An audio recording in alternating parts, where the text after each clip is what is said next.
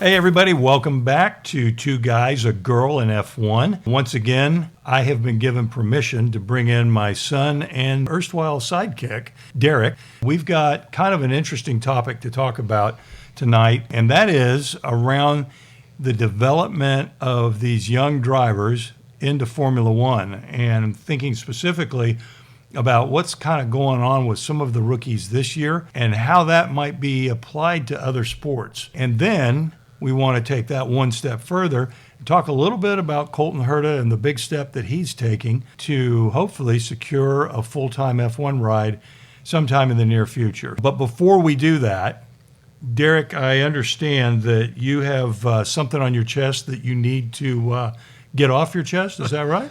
Yeah, you could say that for the last couple of years, actually. Yeah. But first of all, I want to shout out Sabrina for allowing us to share a microphone again. Yeah, absolutely. It could always be could be dangerous, so hopefully we can get another episode after this one. That's right. So everybody that's listened to Two Guys, a Girl in F1, when I come on and have the honor of joining the show, I've made it very clear that my favorite driver is Fernando Alonso. Absolutely. And so it kind of runs in the family, too. Mm-hmm. So needless to say, in the last 10 plus years of F1, it's been really hard for me. Yeah, it's been frustrating. It's been really hard. And so when the 2023 season started and he was, on the podium the first, I think the first 8 races he was on the podium 6 times. I think that's right. I almost felt like, the kid in me was coming out because I was getting to see the guy I've grown up cheering for so long. Only 20 years. Only 20 years. I have a shot at competing again. In my opinion, that Fernando and Max are kind of like 1A, 1B as far as the best driver goes on the grid. Yep. The start of 2023, needless to say for me, I was so excited because my guy finally had a competitive car again. Yep. I mean, granted, he was still, 20 seconds behind the Red Bulls. Right. But he was, he was well ahead of the Ferraris, the Mercedes, the McLarens. And then the development just went down the tank. Yep. And, there's a lot of talk, well, at least at the time there was, after he put in that awesome performance at Monaco, where he, I think was, I want to say, 0.08 of a second off of Verstappen's it was pole really time. Close, yeah. And really that close. was just a remarkable lap by both Fernando and then Max just came in because he was down the first 2 sectors. And then that third sector, which is the slowest sector at Monaco, probably the slowest sector on the calendar, Yep. he was able to make up, I think, a couple tenths. So, Right. But a lot of theories that I've read were the Aston Martin, the way it was set up in that case, for Monaco specifically, those first 2 sectors, it really took a lot out of the tires. And by that third sector, it was because it's like Fernando said that whole weekend. He said, "Hey, we were fast in sector 1 and 2, but third sector, for whatever reason, we were not fast." And so that's where he lost a lot of time. Fast being a relative term. Correct, exactly. And then, of course, there's the whole that whole race. I mean, he should have won that race. Yeah, he should have. Because they pitted him, kept him on slick tires, and everybody else was coming in for intermediates. Right. So if he had pitted for intermediates at first, because he had to pit again and then put on intermediates at that point, and thankfully he came out in second place still. Right. But if he would have come out with intermediates originally, then he would have won the race. So, I'm talking a lot about 2023. Needless to say, I think it was after the Canadian Grand Prix, there was a shift in their development, and it seemed like everything they were throwing at the car was just making it slower. They were downgrades. They were downgrades, exactly. Yep. And so the season started, feeling like things were at McLaren 2.0 for Fernando. For me, the infamous GP2 engine comment. Right. That was just such a frustrating point. Me being such a fan of the guy and watching him having to kind of go through what he was going through at McLaren. It's just like, this is one of the great talents that the sport will ever see. For me, if I'm Aston Martin right now, you want to be doing everything you can to make sure that this guy's got a fast car. And they are doing all the right things. But we have yet to see it. Yeah. And so I think we're getting there. I guess what encourages me is they were so far off the pace to start 2025. Yep. But now it seems like that the car has gotten a lot better. And it's almost, like I know that they've brought in and invested in a lot of new technology into their new factory. Of course, they brought the legendary and amazing Adrian Newey on board. Right. And everything I've read is that he came in and basically, was like, okay, I'm not even going to think about 2025. I'm all in on 2026. Mm-hmm. Even though there were, I guess, Adrian did admit in an interview that he'll have lunch with the team of engineers that are working on the 2025 car. Right. And that I'm sure Adrian probably, spent a couple minutes looking at the 2025 car and knew exactly where it was deficient in. Yep. So I have no doubt that Adrian's touch has been put on the 2025 car, maybe in a very, very small capacity. Yep. But that encourages me going into next year because I think that the car is going to be pretty fast. I think the uncertainty right now is the engines. Right. And, which we're going to talk about soon. We're going to talk about very soon, so stay tuned. But, I mean, if we want to just stay in the present, it just seems like Fernando's doing what Fernando's done his whole career, where he's outdoing the car. Yep. And he's flattering the car. Exactly. And so, like, at Monza, I mean, the fact that he was in Q3, like, I told Dad before the race, I was like, if he gets to Q2, I'll be shocked. Yeah, right. Because the Aston Martin's major weakness is straight line speed. Yep. And so, what's Monza? It's all straight line speed. That's all that track is. So, for him to go to Q3, that tells me two things. One, he worked his magic as usual. Yep. And number two, the car is getting better Yep. all around. I'm encouraged. But it seems like every race there's some sort of strategy mess up, or like something on the car will fail. Yeah, the cartoon anvil. Monza, it was the suspension, and then at Zandvoort they just really messed up his strategy. Mm-hmm. And it just seems to be a repetitive thing. At Monaco he was running sixth and his engine just went kablamo, as the great David Hobbs would say. Yep. And then there was another one. I think, the first race in Australia in the rain. Yeah, China, it was a brake failure, right? I think that's right. Yeah, and then in the first race in Australia, he was chasing Gasly down in the rain, and I think Pierre had just grazed a little bit of gravel that came right up into Fernando, right as he was going through one of the early chicanes of the track. Mm-hmm. And then he had naturally hit that gravel and spun out. Yep. Frustrating, man. It's so frustrated. And I mean, he's even, and it just as a fan, it pains me, where he says, I just feel like the unluckiest driver right now. But the great thing about Fernando is, and I don't think you can race as long as he has without just having this crazy, strong mental toughness, because he has said a lot of times, hey, I'm glad we're getting all this bad luck out of the way in 2025 because, next year, 2026, new regulations, no telling where everybody's going to be. And then hopefully that means we'll have good luck. So he's always been so positive. Obviously you hear some frustrations coming out, but I don't think the fans really understand how competitive he is. Mm-hmm. And, I think, too, that while Drive to Survive is great and all that, it hasn't done a very good job of really going into just how great he is. Right. The focus a lot of the time is on Max, especially Lewis there for a time when he was winning, Claire and Ferrari, McLaren, and rightfully so. I mean, those are the teams, those are the big teams. And then, of course, everybody loved Gunther and Danny Rick and all that. They were good for TV. Yep. Because they're entertaining. I don't think enough time has really been dedicated to really go into the genius of Fernando Alonso. Mm-hmm. And just, number one, realize the fact that he's driving at the level that he's driving at today, at his age, is incredible. I mean, these guys that he's going against are in their early, mid-20s mostly, and he's still every bit as fast as they are, if not faster. Mm-hmm. And really, I think it comes down to, it's not necessarily a thing as, he's just lost the ability to drive. I don't think you lose that. It's for him, to me, that's so amazing, is the motivation to keep doing it. Right, exactly. And it's like, for him, it's accomplished what he's accomplished in all sorts of series of motorsport.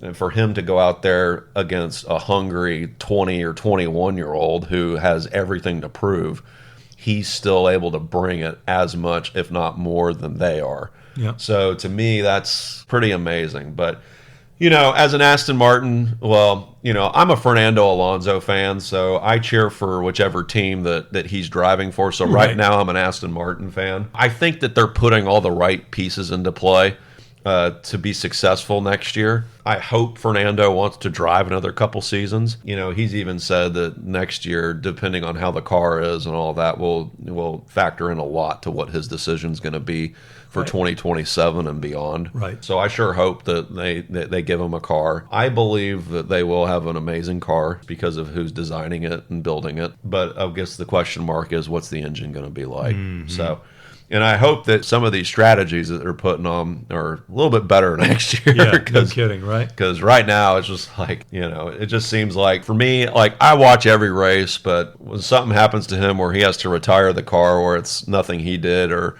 if they made another bad strategy call, it makes my Sunday afternoons not as enjoyable. No, I understand. And then now the Cowboys are playing again, so I don't need a double whammy of disappointment on a Sunday. Exactly. But anyway, no, that's my little spiel. I always want to see the guy that not only has all the talent, but a guy that knows he has the talent and has just put the work in. Probably harder. I mean, all these guys work so hard. When it comes to work ethic and Fernando, he's got to be at the top, And so, I mean, I know Verstappen pretty much lives in the simulator because he's got one on his own plane, I think. Yeah. But, I mean, he's just a guy. Fernando's been a guy that's been fighting and just, he never quits. Yep. I mean, he hasn't had a competitive car. Some could argue, I mean, you have to say it since Ferrari. And even then, I mean, he was challenging for the world championship with, the second or third, sometimes fourth best car on the grid, especially in 2012, when he narrowly lost the championship to Vettel again. I mean, I encourage anybody to go look that season up because what he was doing with that car, pretty remarkable. And he'll even tell you to this day that 2012 was probably his best season driving. I've heard him say it in interviews. Yeah, he's just a remarkable talent. He's fast at every type of motorsport that he's ever done. And so I certainly hope that next year that he has a shot at winning the championship. It'd be quite remarkable if he had a 20-year gap in between his last title and his current one if he pulls it off next year. So So anyway, that's my spiel.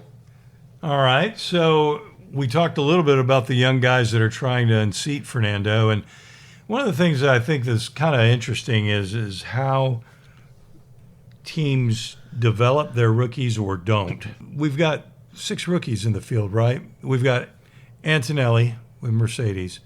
We've got Colapinto at Alpine. Yep. We've got Bortoleto. Yep. We've got Liam Lawson, which is kind of, I'd say he's kind of a rookie, kind of not a rookie, but this is his first full season. You got Hadjar. Yep. Who are we? Did you say Ollie Behrman? Ollie Behrman, of course. How could I forget Ollie? Yeah. Okay, thank you. So I guess that was a senior moment. Well, we both couldn't think of it, so it's called Long Day. Long Day, yeah. and it's interesting to me because these guys come in, and a lot of people have said these are the most well-prepared racing drivers ever to hit get behind the wheel of a Formula One car. Right. And yet, if you go and you look at it, it's widely differing results, even though all of these young guys are super talented.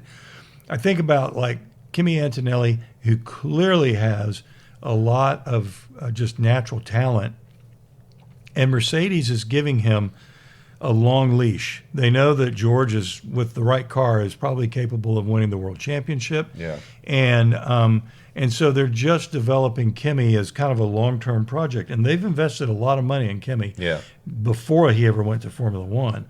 So you got Kimi, and then you got poor old Franco Colapinto, who really, I mean, he's kind of on a race-to-race basis. There's so much pressure, such high expectations that really is unfair that's being put on that young man. Liam Lawson, of course, he got promoted to the number 2 seat at Red Bull. We all know how that went. Yeah, I don't know if that's a promotion. No, I think it's almost a demotion. That but anyway, number 2 seat at Red Bull. Oof, talk about the kiss of death. Mm-hmm. And so they move him back to Racing Bulls, paired with Hadjar, who Hadjar is full of confidence, and it shows, whereas Lawson, his experience at Red Bull just destroyed him. And now he's starting to show that he's got pace that's the equivalent of Hadjar, which is saying a lot. Didn't Hadjar say recently that he has no interest in the second Red Bull seat? He did. I thought I saw that. He did. I don't blame him. He's not only fast, he's smart. Yeah. And then you have Bortoleto.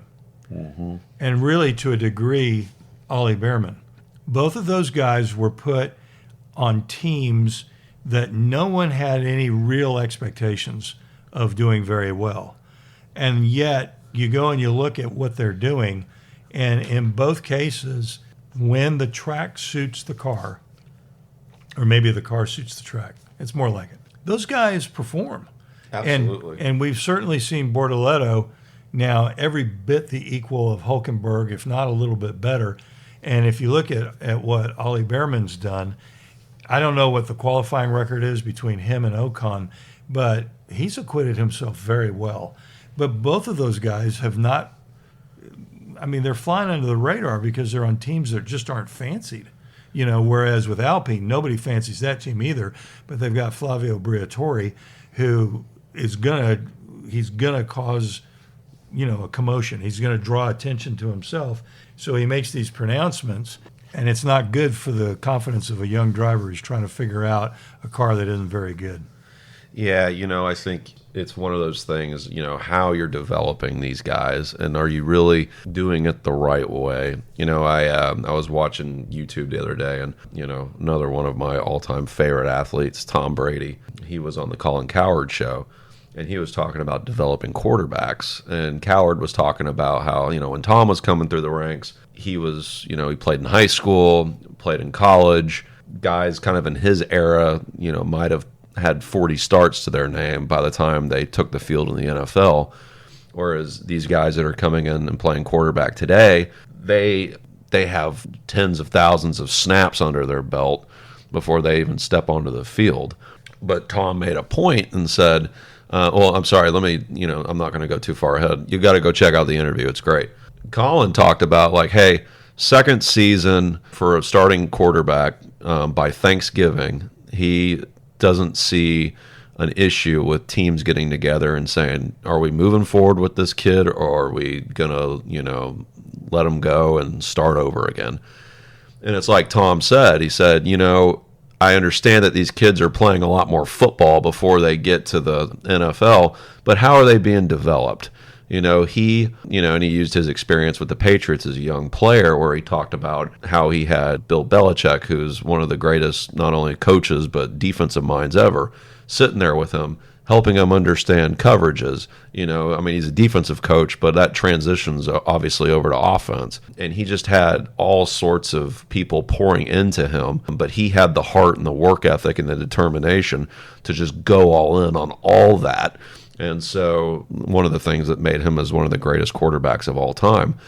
And I feel like a lot of times where it's, you know, still talking football here, we'll go back to Formula One here in a second, but, you know, I think a lot of the time it's like these guys, they play, they get a lot of coaching, but are they getting the right development? When I look at F1 in today's landscape, I think you look at Antonelli, he's got the best situation.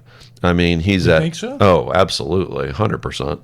Of all the rookies. Okay. He gets to go to Mercedes, obviously one of the most well-established teams in the history of Formula One. They've got a guy that I believe with the right package can win the world championship. Mm-hmm. And Kimi's had some good moments. I mean, I think he got a pole at Miami this year, didn't he? He did. Yeah, and so, I mean, Kimi is showing he's got a lot of talent. And so I think, yeah, these guys today are pretty much locked in the simulator and all that, but they have every tool at their disposal to be ready to race. But it's like, okay, what kind of situation are they going into? Yeah, what's the team culture? I think that you look at Alpine, and I'm just like, look, like they started the year with Jack Doohan, right? Right. And now they got Calapinto, right. And it's just like all you keep hearing these rumblings, like, if he doesn't perform this weekend, he's done. And it's just like, you know, I get that this is Formula One and this is the pinnacle of motorsport, but it's like, are you really giving these kids a chance to succeed? Yeah. And it's just like, in that case where you know that if you go out and have a bad race, which everybody does, I mean, very slim, but Verstappen will have a bad race. Fernando will have a bad race. Lewis will have a bad race. So it's like one of these kids has a bad race, at least the way they're doing things at Alpine. It's like, oh, yeah, he may not have his seat next week. We'll put someone else in the car. Right. I don't think that's the way to develop anybody. Yeah. And so it seems like that these young drivers, they have so much that they can use, a lot of resources. But at the same time, it's like once they get in the car, how is their development being treated? Mm-hmm. And I believe that the way that Toto's doing it with Kimi right now is definitely the best way. Yeah. So, because and I would argue the same for Bortoleto and Behrman. And Behrman too. Yeah, I would agree. For sure. Totally agree. Yeah. So that brings us to the last thing that I wanted to talk about, and that is Colton Herta. In my opinion, he's wanted to be in F1. He spent several years in Europe in the junior formula, wound up going to IndyCar, became the youngest ever driver to win an IndyCar race. And I will say that I was actually in his pit box when he won it. And so both Derek and I have met Colton on a handful of occasions. And Derek has an interesting long-time relationship with his father, Brian, which is a story for another day. But Colton is, man, he's putting it out there. He's going to be the reserve driver for Cadillac, and he's going to be driving an F2. Now, we don't know what team yet or anything like that, and I hope it's on a really good team, because it's just like in Formula One. If you're not on a good team, forget it. And I don't want to see him floundering as a back marker when we know he's got talent. So, Derek, what do you think of the move? Well, I'm excited, of course. You know, we've had the opportunity to meet Colton, and so it's really cool to see someone that we've been very, blessed to meet. You've talked video games with him, right? We did, yeah. I mean, well, I know you kind of brought up our relationship with Colton's father, Brian, who was also a phenomenal race car driver in IndyCar, but I know you brought that up, and we can go through that real quick. So back when I was young, I was playing Kart Fury video game on PlayStation 2. A family friend of ours does a lot of business with Brian, has for years, managed his career for a while, and still does. And so anyway, we told him that I was playing Kart Fury a lot, and I kept winning with Brian, and so he let Brian know, and Brian sent me just the coolest letter and a visor that he wore in a race and signed it for me. So. And then and he was always nice enough whenever we'd go to the IndyCar races here in Texas. If he had a minute, he'd come say hi to us. So really cool, and just shows what a classy guy Brian is. Yeah. And Colton's awesome too. So we for us, it's really exciting to see. And so Colton and I got to share that story with Colton when we met him, and he thought it was pretty cool. So, but I'm really excited to see how this all works out.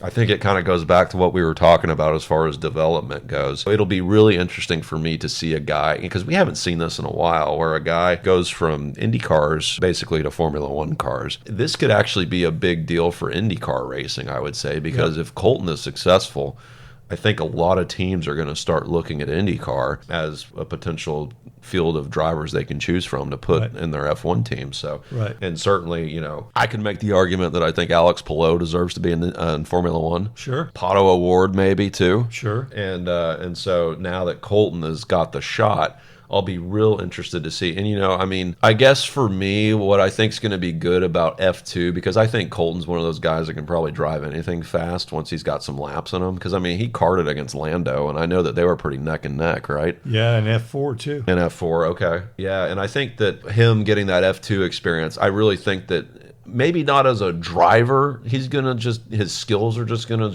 go through the roof. He's already extremely talented, but do I think he'll get better as a driver driving F2? Yeah, I do, but is it going to be just monumental? I don't think so, because Colton's he's already very, very, very talented. Yeah. I think the big thing though for him, it's going to get him back kind of on that European lifestyle and mindset. Yeah, learning the circuits. And then learning the circuits too. So, I think kind of going back to development, we talk about you can be in the simulator all you want, but really I think that being on the track that's where you're going to hone your skills. And I think you'll probably agree when I say this. I think one of the best things these guys can do is kart. Yeah.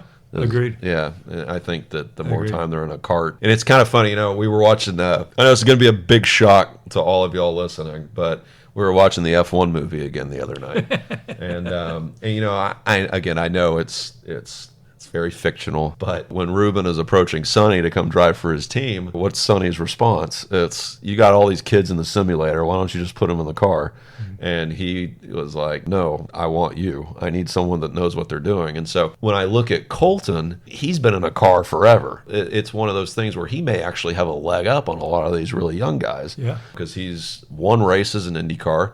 The IndyCar series is still very competitive. Super competitive. And those cars, I feel like in IndyCar, I don't want to say they're more difficult to drive, but it almost appears like whenever I'm watching an IndyCar race, it looks to me like those guys are fighting the cars so much more than... Well, they don't have power steering. And they don't have power steering. Yeah, they're way more physical is what I hear. Yeah, they're way more physical. So, you know, I'm not going to say him jumping in an F1 car is going to just be a breeze. There's definitely going to be a learning curve because I think F1 cars are probably way more complex. Oh yeah, for sure. With all the technology that are in them, when he's going to have to get up to speed on that. But you know, I'm excited to see what happens. I'm excited he has a shot because we're rooting for him. Yeah, we're absolutely rooting for him. We've met him a couple times. It's not like we're best buds, but we've had the opportunity to meet him. You know, and of course for me, I was starting to get a little skeptical if he would have the shot because he is 25 now. Mm-hmm. And it seems like in today's Formula One, that's kind of when they're not really going to, most teams aren't going to look at a 25, 26-year-old because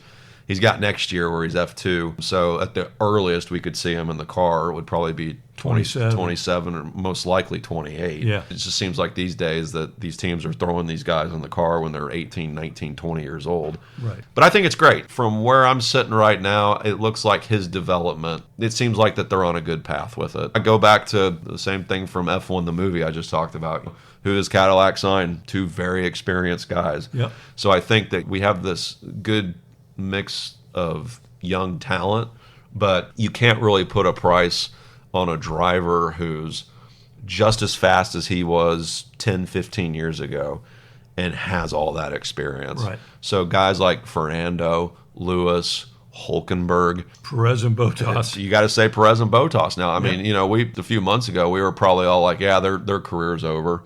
But here we are, new team, and what do? Yeah. They're like, we're going to go get two experienced guys to go help us get our team off the ground. I'd love to see at some stage, not too long from now, where it's Colton and Jack Crawford in the cars. That would be amazing. That would be so amazing. Then it would be truly an American team. Yeah, so it really would. It really would. But let's see what happens. I mean, I'm excited. We've got, 2 American teams on the grid for 2026, and we've got an American driver on the team technically now. So that's right. Yeah, it'll be really cool to see. I'm excited. Yeah, me too. Well, I think that wraps it up. Looking forward to Baku this weekend. Yeah, what's your early predictions? It's going to have to be a McLaren, I think. Although, I don't know, man. Max sure looks awful strong at Monza. Yeah, holy moly! I got Max. You got Max. Okay. Yeah, I think that car is really fast in a straight line, and then he can pedal it through all that tight, twisty stuff. That's right. And who knows? You know, maybe your boy Fernando, maybe our boy Fernando. Oh, man. Maybe they'll have a couple of new bits on the car or something. Or maybe we'll have something else to talk about. That's right, next time. As far as what the strategy was. That's right. Maybe it'd be a good thing for a change. That'd be great. Awesome. All right, Derek. Well, thanks a bunch for joining me. As always, this was a great time. I hope you listeners enjoyed it. We'll be back to talk soon about the 2026 engine regs. All right. I'm excited. Thanks, y'all, for having me, and we'll talk to you next time. Bye for now. Okay, friends, what did you think of our conversation? Drop me a line via email, Sabrina@2guysaGirlandF1.com. Can you help us out? If you haven't already, please take a moment to follow us and give us 5 stars on your favorite podcast app, as well as share this episode with other F1 fans. We know our growth is because of you, and the guys and I thank you.